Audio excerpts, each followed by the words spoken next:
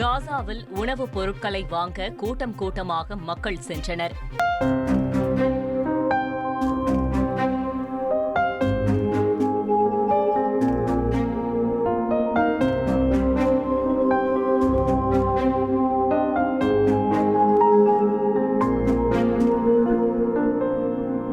Israel Hamas போரால் காசா உருகுலைந்துள்ளது. அத்தியாவசிய பொருட்கள் கிடைக்காமல் காசா மக்கள் பசியால் வாடி வருகின்றனர்.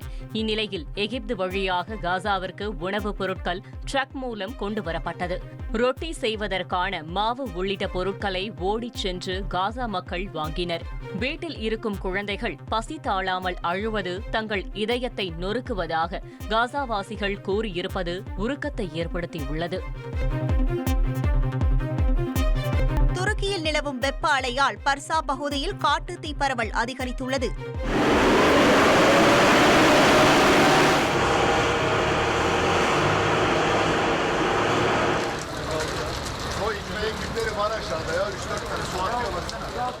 அதீத வெப்பம் காரணமாக துருக்கியில் 6 வெவ்வேறு இடங்களில் காட்டுத்தீ பரவல் ஏற்பட்டுள்ளது. குறிப்பாக பஸ்ரா பகுதியில் காட்டுத்தீ பரவலின் தீவிரம் அதிகரித்துள்ளது. ஹெலிகாப்டர்கள் மூலம் தீயணைப்பு பணிகள் தொடர்ந்து நடைபெற்று வரும் நிலையில் ஆயிரக்கணக்கான ஏக்கர் பரப்பிலான வனப்பகுதிகள் காட்டுத்தீயில் எரிந்து சாம்பலாகியுள்ளன. அப்பகுதியே புகைமண்டலமாக காட்சியளிக்கும் நிலையில் காட்டுத்தீயின் தீவிரத்தை காட்டும் ட்ரோன் காட்சிகள் வெளியாகியுள்ளன.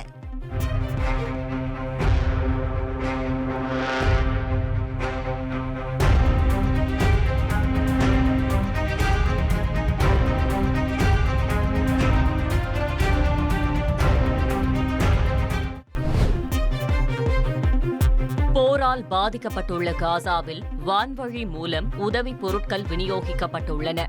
பசியால் வாழும் காசா மக்களுக்கு அத்தியாவசிய பொருட்களை வழங்க வேண்டும் என இஸ்ரேலுக்கு உலக நாடுகள் அழுத்தம் அளித்து வருகின்றன. இந்நிலையில் காசாவிற்கு உதவிப் பொருட்கள் கிடைக்க இஸ்ரேல் ஏற்பாடு செய்துள்ளது. ஐநாவின் உதவிப் பொருட்கள் விமானம் மூலம் போடப்பட்டு பாராசூட் மூலம் காசாவில் தரையிறக்கப்பட்டன. பசியில் வாடும் காசா மக்களை காப்பாற்ற கோரி இந்தோனேஷிய மக்கள் போராட்டத்தில் ஈடுபட்டனர். தலைநகர் ஜகார்த்தாவில் பேரணியாகச் சென்ற மக்கள் அமெரிக்க தூதரகம் முன்பாக திரண்டனர். பாத்திரங்களை அடித்து ஒலி எழுப்பியபடியும் பதாகைகளை ஏந்தியபடியும் போராட்டத்தில் மக்கள் பங்கேற்றனர்.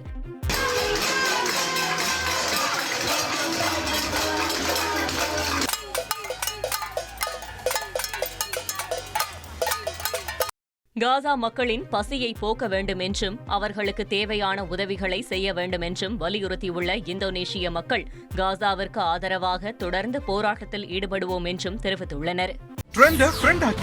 தந்தி டிவியின் சப்ஸ்கிரைபர்ஸ் அண்ட் ஃபாலோவர்ஸ் குடும்பத்தில் நீங்களும் இணையுங்க.